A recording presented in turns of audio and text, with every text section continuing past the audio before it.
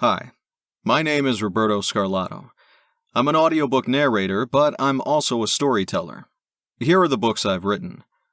I've probably written about 80 or so short stories, and I wanted to start something new on a whole separate channel.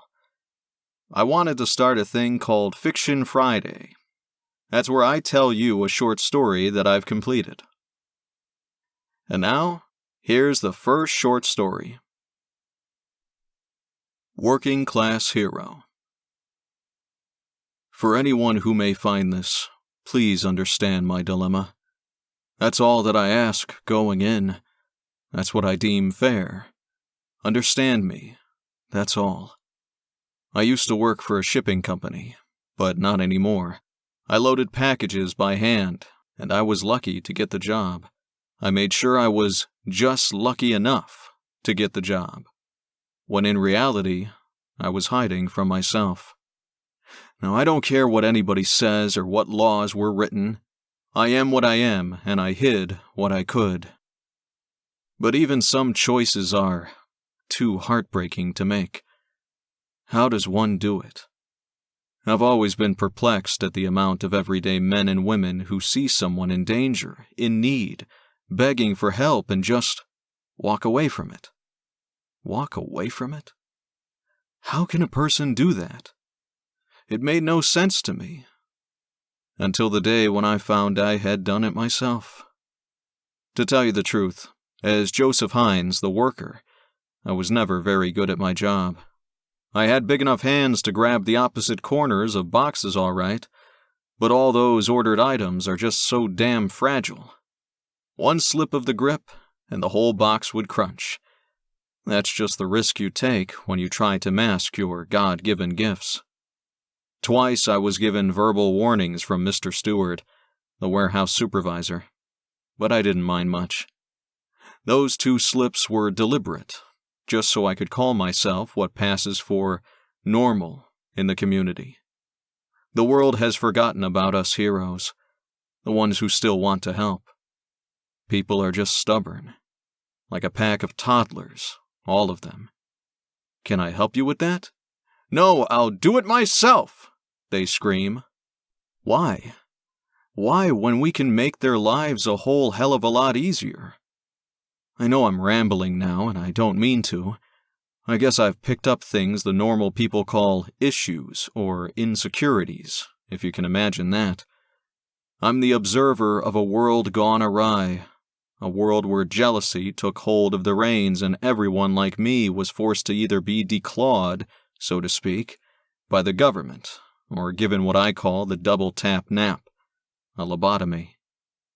Even as I went through the motions, the constant routine of picking boxes up and loading them on the truck, part of me was jonesing for action.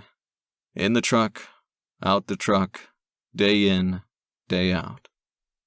Until that one day, that one stupid day when Ian decided to lie down on one of the conveyor belts. Ian was an old man with back problems. He thought he could just lie down for a few seconds on an unused conveyor and no one would be the wiser. What he didn't count on was the double shipment. Instead of receiving 3 semis, we received 6, which is a perfect reason for pulling overtime and to use any and all conveyor belts in the warehouse.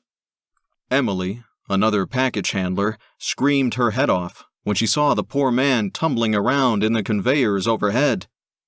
He was given an awfully bumpy ride and sprained his ankle while riding it through. I never blamed him. He didn't know any better. It was a crappy company anyway, rife with health issues. It was dangerous. The insurance alone couldn't cover it if I ever needed surgery. That is, if I ever got hurt in my 28 years of being alive, which I never did. At a human pace, I ran alongside the conveyor belt as he zoomed past me.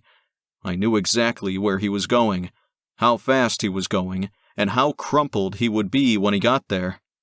I heard a clunk above me and realized he had fallen in with the packages.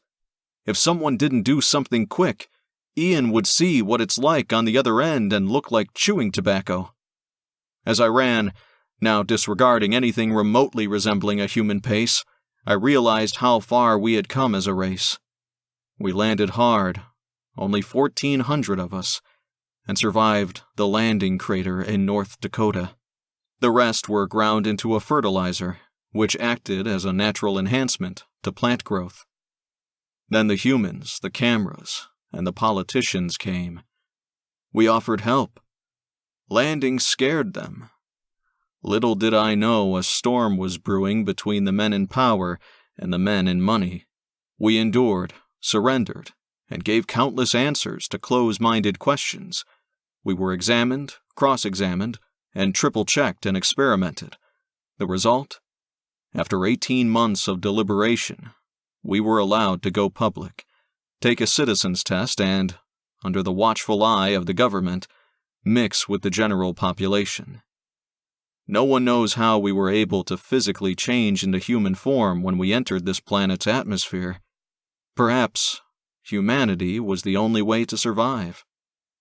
Meanwhile, the old man was still in danger.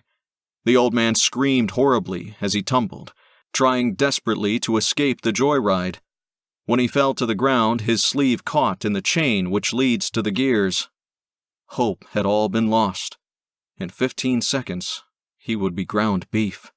I am reminded, as I write this, that humans never trusted us. Despite the numerous attempts to contact the president, to introduce a new fertilizer which would produce millions more crops, our requests went unanswered. Our garden was burned to ashes. The men in power would not have it. They said they were afraid of being poisoned. The truth was that the crops would feed countless homes, so there would be no need for grocery stores. The men would not allow it. It was one hit after another. Unfortunately for them, they did not know we had a psychic connection with our brothers and sisters. Each one that died in distress or torture we felt, yet we said nothing. We couldn't risk exposing ourselves. We were terrified. We didn't come to raise war. We came to raise hope. We follow the way of the common man, felt emotional that they had taken so many steps holding back their humanity. With a leap and a shove, I picked Ian up, cradled him, and endured the brunt of the gears, pulling my metallic flexible shoulder blades around us like a set of protective wings. To some, they have labeled them silver wings. Entering the atmosphere may have humanized us, but our powers were still intact. The package handlers gathered, watching 2 bodies disappear into the gears as a 7-foot-tall silver spike came out the other side. Sparks erupted, the machinery died, and the lights flickered. I uncloaked us, letting my shoulder blades shift back into my body. Ian was safe, but muttering incoherently. He kept clutching his left arm, writhing in pain. I tried my best. Suddenly, to my left I heard, "He's a silver!" I loathe the name. To disarm us would be a way to, how do I say it, clip our wings. They had found that weakness several times over and exploited it. I did not want this. I wanted to work, to continue living a dull life. I was the only one left, the last survivor of the crash. But I must own up to my actions. I turned toward them. I could see my deeply embedded trail of footprints. They looked like craters, an image similar to the men who walked on the moon, which was broadcasted into space. 2 workers, who never liked me to begin with, were carrying bolt cutters. "So it's come to this," I said as they came closer, shaking. "Well, fine then. Come over and try to clip them." Both men stood their ground, while the others watched. At my foot I felt an electrical box. I took note of it and continued, still as the gears tried to turn and the sparks still spraying the ground. The big machine was done. There would always be a war with the unknown. The humans have an unshakable malice in their hearts. "We could have saved so many," I cried, I kicked open the electrical box, grabbed the wires, and absorbed all the electricity I could. The warehouse went dark. I didn't even have to run. I just walked miserably between them as they searched blindly for me in the dark. Within 42 hours, I found the reserve ship, the one we laughingly said we'd never need to go back to.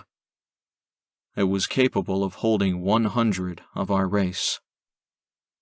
I, Joseph Hine, was once a member of the blue-collar workforce. It was the last uncorrupted union left, I thought. But I care no more. This is my report to other travelers of this universe. The humans are not like us. They are severely dependent in their self-destruction. They don't want any of our help. Regrettably, we must refrain from any further contact. End of report. So I hope you liked that short story, and don't forget, please like, share, and subscribe. I'll see you next Friday with another short story from my vault.